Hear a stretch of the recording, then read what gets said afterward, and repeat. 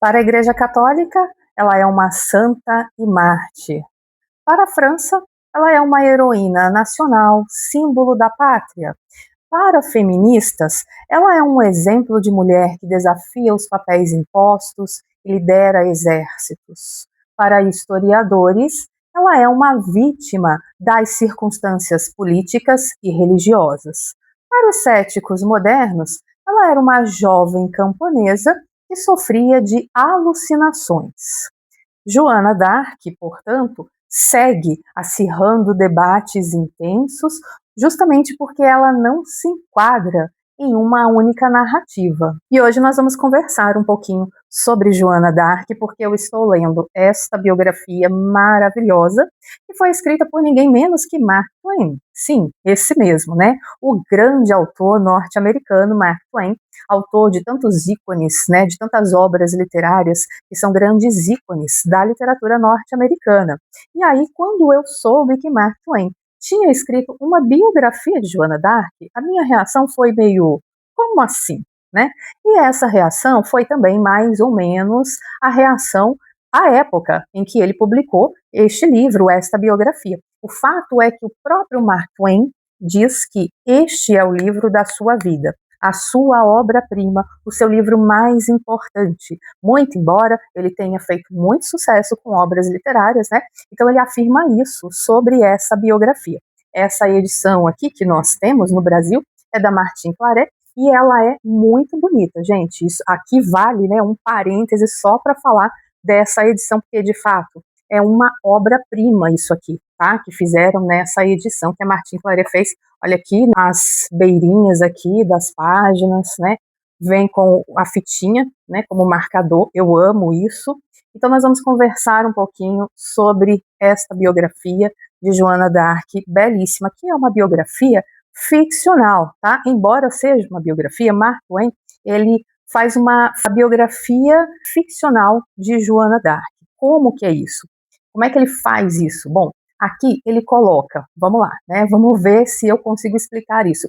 Ele coloca aqui um narrador em primeira pessoa para contar para a gente sobre a vida de Joana d'Arc. Esse narrador apresenta-se como Sir Lewis Conte, que teria sido pajem e secretário pessoal de Joana d'Arc.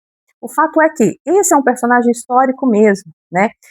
Sir Lewis Conte, de fato, né, conviveu com Joana d'Arc, de fato foi seu amigo desde a infância, e é esse Sir Lewis Conte que fala, que narra a vida da Joana d'Arc aqui pra gente nessa obra. Então Mark Twain faz aqui, ele dá voz a esse narrador, a esse personagem histórico, né, o Sir Lewis Conte, para contar em primeira pessoa. Então, vai ter passagens que são muito interessantes, porque ele usa esse recurso de conversa com o leitor, né? Então, a gente tem passagens aqui em que o Sir Lewis Conte, o narrador, ele vai dizer assim, olha, isso que eu vou te contar agora, pode ser que você já tenha ouvido muitas vezes. Afinal de contas, né, pessoal, a biografia da Joana d'Arc é um tanto quanto conhecida, né? A história dela é um tanto quanto conhecida. E aí ele fala isso, né? Olha, o que eu vou te contar aqui agora, pode ser que você já tenha ouvido antes, porém, você nunca ouviu da maneira como eu vou te falar agora.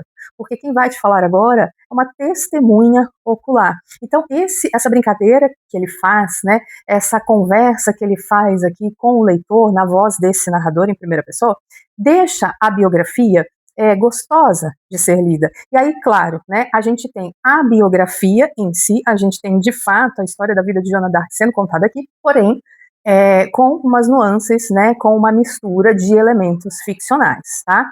E isso deixa, de fato, né, a biografia muito gostosa. Eu tive uma grande surpresa lendo esse livro, eu não esperava, né, por isso, na verdade, eu já estou de olho numa outra biografia de Joana d'Arc, né, que eu gostaria de ler. Eu resolvi começar por essa daqui. E aí eu tive uma grande surpresa, tá?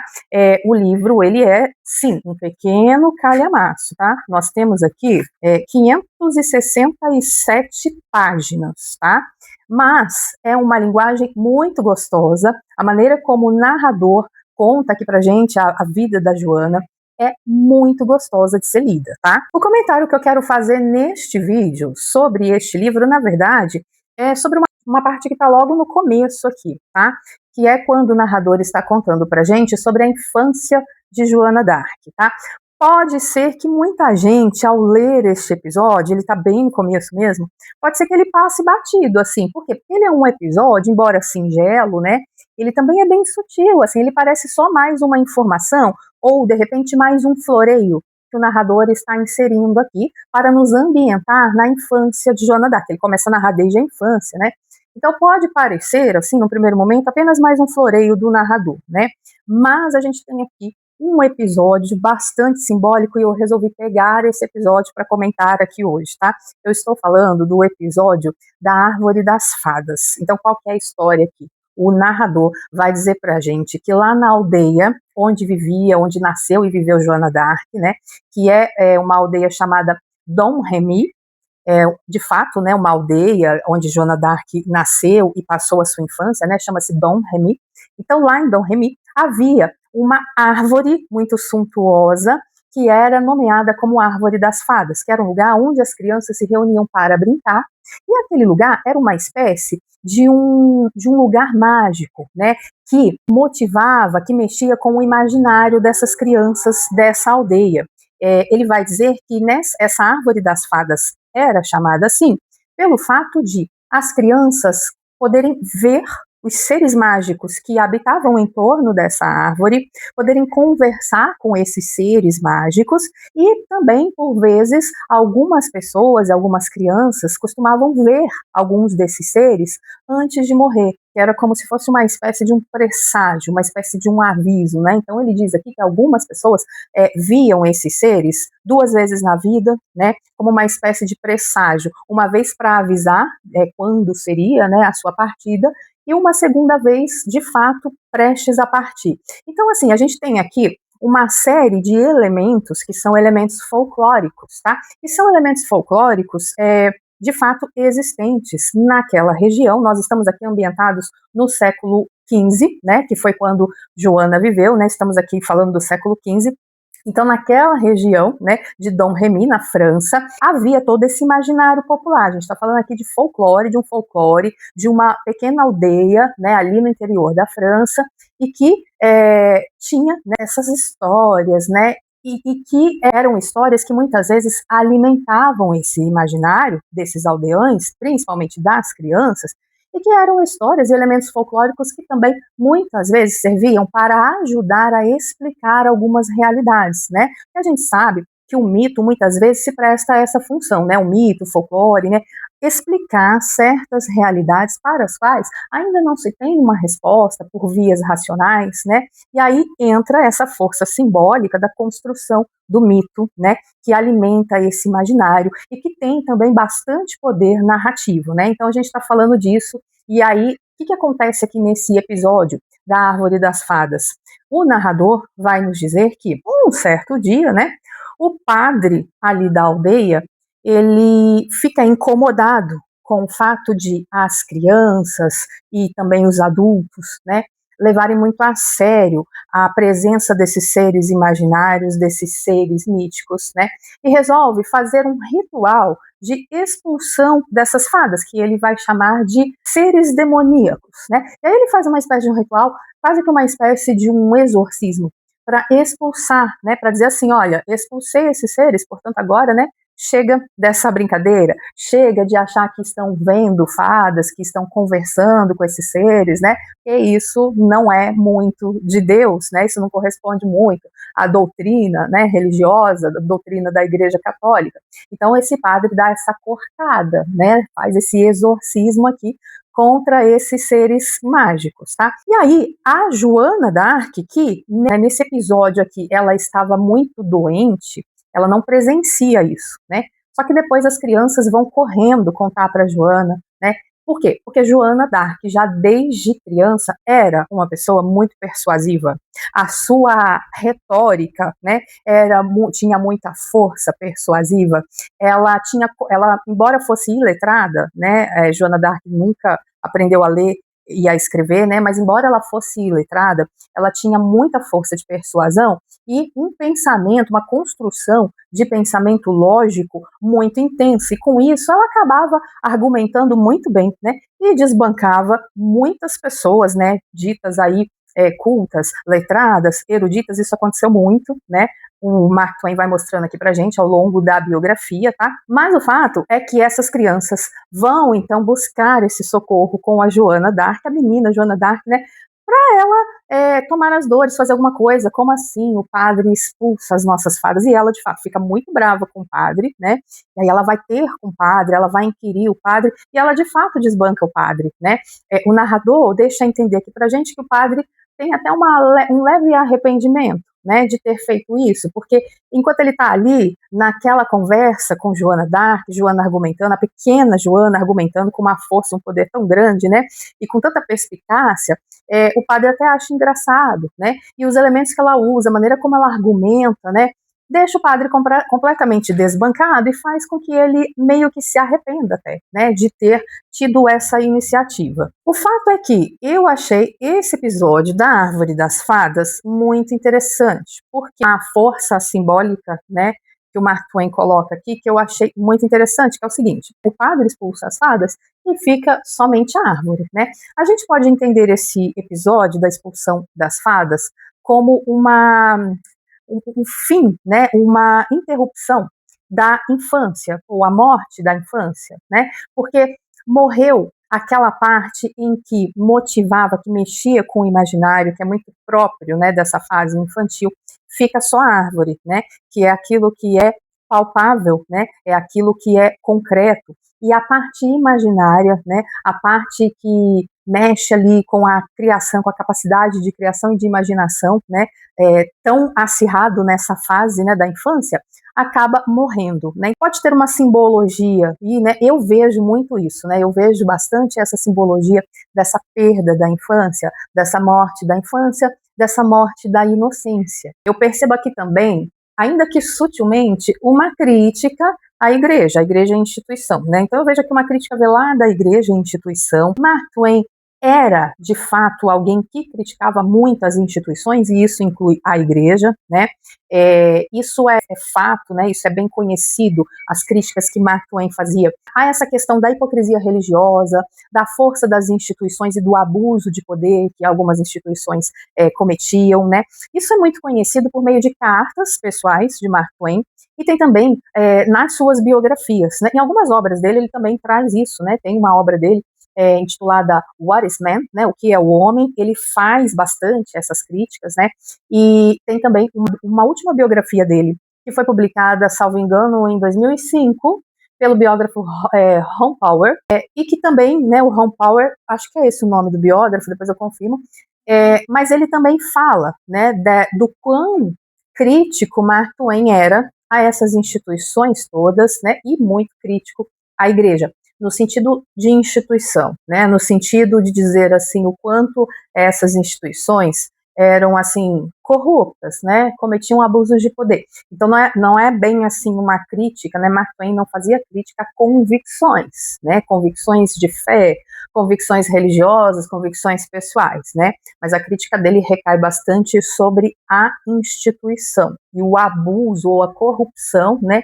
ali contida nessas instituições de poder. Então eu vejo nesse episódio também uma certa crítica de Mark Twain à igreja, nesse sentido, né, no sentido de que a igreja chega, né, porque veja, as fadas foram expulsas pelo padre, né, então eu vejo assim, nas entrelinhas, né, o autor querendo dizer algo do tipo, a igreja expulsando junto com as fadas, expulsando a beleza, expulsando a espontaneidade, expulsando essa ligação desse povo, uma ligação bem natural, né, desse povo com o sagrado, né, com uma instância, com uma dimensão mais sagrada, né. Então, para mim, nas entrelinhas tem também essa crítica, ainda que sutil, né.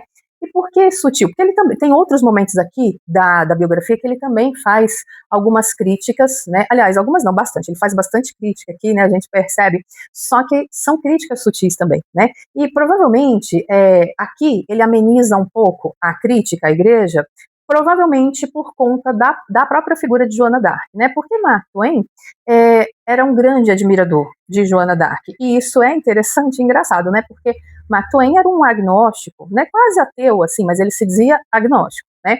E uma pessoa extremamente encantada com a figura de Joana d'Arc. Aliás, quem é que não se encanta, né, com a figura de Joana d'Arc, essa pessoa que não se enquadra em nenhuma narrativa? Daqui a pouco a gente fala um pouco mais sobre isso, né? Lembra que eu falei no começo, né? Cada um pega para si, cada um faz para si o recorte de Joana d'Arc que lhe interessa, né?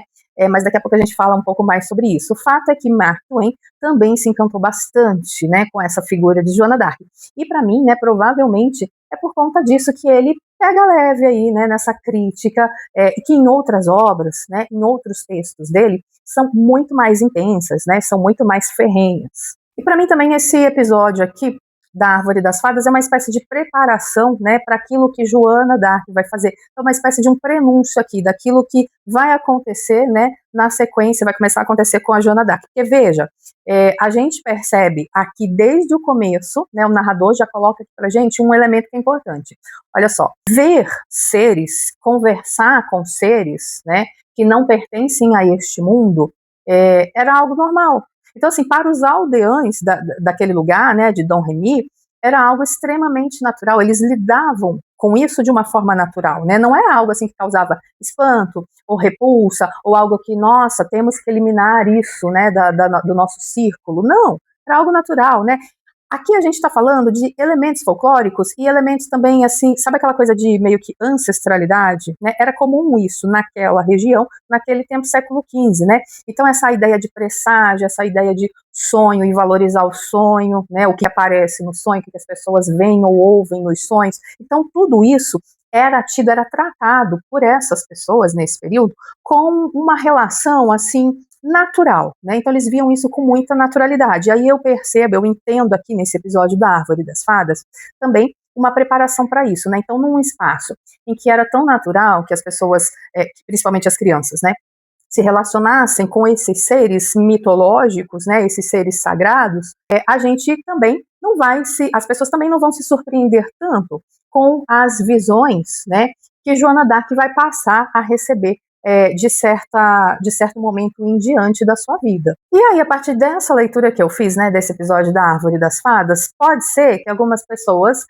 acabem se perguntando assim, tá, mas o Mark Twain queria mesmo criticar a igreja? Bom, primeiramente, né, eu já te dei um elemento mais particular do autor, né, ele de fato era um grande crítico da igreja instituição, né, e aí sim, eu enxergo nesse episódio da Árvore das Fadas uma crítica à igreja, embora, né, o tom crítico do livro, num geral, seja um tom mais sutil, por uma questão de reverência à própria Joana d'Arc, né, mas sim, o Mark Twain, ele faz aí críticas firmes e contundentes à igreja como instituição. Mark Twain vai mostrar aqui como é que a fé, como é que a instituição igreja, né, acaba se impondo sobre o imaginário das pessoas, transformando a fé em uma doutrina rígida, né, e ele usa esse julgamento que a igreja, a instituição, vai fazer como uma espécie de uma ferramenta de controle político. E a Árvore das Fadas é um desses sinais, né?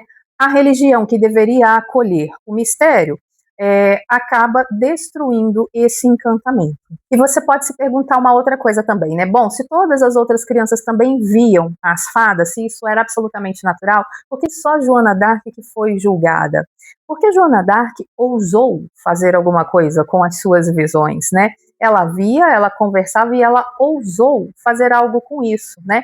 Então, num tempo em que a mulher ocupava um lugar de silêncio, ocupava um lugar de submissão, Joana foi vista como uma grande ameaça, né? Então, esse julgamento de Joana d'Arc como alguém herege, né, na verdade acaba sendo um verniz religioso, né, e uma tentativa de silenciá-la. Agora, falar da vida de Joana d'Arc, da sua biografia, é mexer num vespeiro, né? Porque isso acaba acirrando um debate muito inflamado, né? Como eu disse no começo, cada um pega o recorte de Joana d'Arc que lhe convém e a gente percebe que Joana d'Arc não vai caber, não vai se adequar a apenas uma narrativa. Então, quem faz um recorte religioso, de repente se depara com alguns aspectos da vida de Joana que causam estranhamento.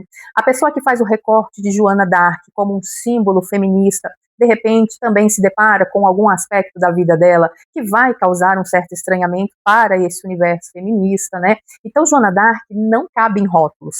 E aí, isso acaba acirrando, né, os debates, acaba inflamando, né, certos ânimos. Por quê? Porque é uma pessoa complexa demais, né? Agora um ponto importante, né? Por que a ciência moderna, a ciência contemporânea, vai rotular Joana d'Arc como uma pessoa vítima de epilepsia, né? Uma pessoa assim delirante, né? Porque o olhar moderno, na verdade, né, tenta reduzir tudo ao que possa ser mensurado, né? Aquilo que possa ser tangível, aquilo que possa ser analisado como método, né? Então, uma jovem do século XV que dizia ouvir vozes, né? Então, esse tipo de narrativa para a ciência contemporânea, né, vai fazer com que essa ciência procure as causas clínicas disso, né? Então, a resposta certamente vai ser: ela sofria de psicose, de histeria, mas o que a gente não pode é desconsiderar o contexto cultural da época, como eu já disse, né? Então, para essas pessoas, né, essas visões, essas conversas com seres imaginários, né,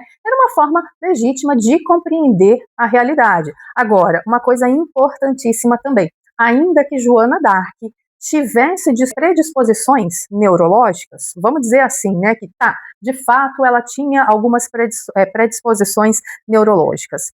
Ainda assim, ainda que a gente tente trabalhar com essa possibilidade, isso não explicaria a sua força persuasiva diante de reis, governantes, chefes de exércitos. Isso não explicaria a sua capacidade de liderança, isso não explicaria a sua fé inabalável, isso não explicaria a sua habilidade de responder com maestria, sem fugir à doutrina, sem fugir à teologia da igreja, mesmo sendo uma pessoa totalmente iletrada, analfabeta. Então, a ciência contemporânea não dá conta de explicar alguns aspectos do temperamento, da personalidade e do intelecto de Joana d'Arc. Eu vejo nesse episódio aqui da Árvore das Fadas Mark Twain fazendo uma pergunta para a gente. E aí eu posso, inclusive, encerrar também, né, essa conversa aqui com essa mesma pergunta. Será que nós ainda temos coragem de acreditar no invisível? Ou será que nós já nos conformamos com a árvore seca e desencantada? Talvez o fato de Joana d'Arc, além de ter ouvido as vozes, ter resolvido seguir isso que ela ouviu, talvez isso que mais assuste. E, portanto, não é quem vê as fadas que assusta. O que assusta é quem ousa dançar com elas. E aí a gente tem, né, a história de alguém que acaba sendo uma história tão polêmica, acaba sendo, como eu disse, né, um grande vespeiro, porque falar da biografia de Joana d'Arc é um grande vespeiro, porque cada um vai fazer o recorte da Joana que lhe convém, o recorte da Joana que lhe interessa, né? E essas tensões históricas sobre a vida de Joana d'Arc, elas continuam, né? Porque a Joana d'Arc, ela surge num contexto de guerra civil, né? Nós estamos falando aqui da Guerra dos 100 Anos. Ela surge num contexto de ocupação estrangeira. Ela vive ali num contexto de corrupção religiosa, e isso acaba esbarrando em temas bem sensíveis hoje, né? Quais temas sensíveis? Religião versus política, nacionalismo versus universalismo, fé versus razão, patriarcado versus emancipação feminina. É por isso que cada época redescobre, né, entre aspas, a Joana com uma nova ênfase, né, e trazendo novos embates. Agora, falando novamente sobre essa árvore das fadas, né, o que seria ficção e o que seria realidade aí nesse episódio, né? Bom, o carvalho, né, essa grande árvore onde habitavam fadas no imaginário dessas crianças, ela de fato existiu, né? Então existia ali na aldeia, no vilarejo de Dom Remy, um grande carvalho e onde as crianças brincavam em volta, né?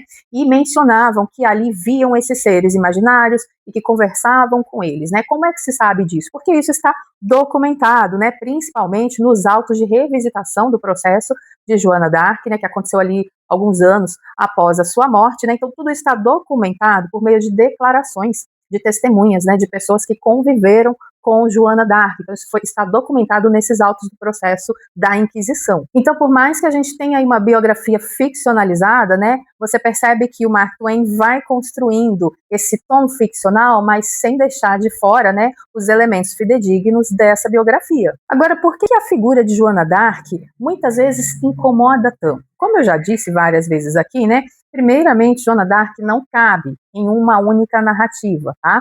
O que parece contradição para nós e que está contido na personalidade, no comportamento e na figura de Joana d'Arc, que muitas vezes pode incomodar. Primeiramente, ela era humilde, porém ousada. Segunda coisa, Joana d'Arc era mulher, mas comandou exércitos. Terceira coisa, Joana d'Arc era analfabeta, mas superou intelectuais dos maiores de sua época no tribunal. Quarto lugar, Joana d'Arc era fiel à igreja, mas foi queimada na fogueira por heresia. Portanto, Joana d'Arc foi muito subversiva por existir da maneira como existiu, né? E aí cada época tenta domar o espírito de Joana à sua maneira. Agora, o fato é que ela, sim, foi queimada por heresia na fogueira da Inquisição, mas quase 500 anos depois ela foi canonizada. A igreja, de fato, reconheceu, né, que Joana d'Arc via e ouvia, sim, os anjos, né, os santos, ouvia vozes sagradas, ouvia a voz de Deus, né, e hoje, portanto, ela é uma santa e mártir da Igreja Católica. Ela foi canonizada pelo Papa Bento XV, se não me engano, em 1920, ou algo assim, né, nesse período aí. Quase 500 anos depois da sua morte, demorou, mas o fato é que ela é incontestavelmente uma santa, né? Agora, a biografia da Joana d'Arc, ela é polêmica porque ela é um espelho, né? Quem olha para essa biografia acaba se vendo, né? Quem olha acaba vendo ali os seus próprios medos, seus próprios sonhos, seus próprios preconceitos. A Joana d'Arc é um mito, mas ela também foi uma pessoa real. Para uns ela é santa, para outros ela foi louca, e eu já adianto aqui que para mim ela de fato é santa, para mim ela de fato ouvia vozes, ouvia a voz de Deus, conversava com anjos. Agora, lembra como eu comecei essa conversa? Dizendo que Joana d'Arc não cabe em narrativas, em recortes. Talvez seja justamente isso que faça Joana permanecer tão viva. Ela não cabe em rótulos, ela escapa. Joana d'Arc queima, mas não desaparece. E a gente vai voltar aqui para falar mais sobre essa maravilha, né, que é a obra-prima de Mark Twain, Joana d'Arc, recordações pessoais sobre Joana d'Arc. Essa recordações pessoais aqui, né, então seria referência às recordações do Sir Lewis Conte, né, então são as recordações que ele escreve lá no alto dos seus 80 anos, né, e aí ele vai contando, portanto, em primeira pessoa essa biografia aqui pra gente. A gente vai voltar aqui para conversar um pouco mais. Eu queria abrir um parênteses nessa minha leitura em andamento para fazer essa pequena digressão, falando aqui desse episódio da Árvore das Fadas, que eu achei ao mesmo tempo singelo e com uma forte simbologia, né? Tão simbólico esse episódio da Árvore das Fadas aqui, que o narrador coloca aqui na infância de Joana d'Arc, né? Então, a gente se vê numa próxima para falar de uma segunda parte desta biografia maravilhosa. Tchau!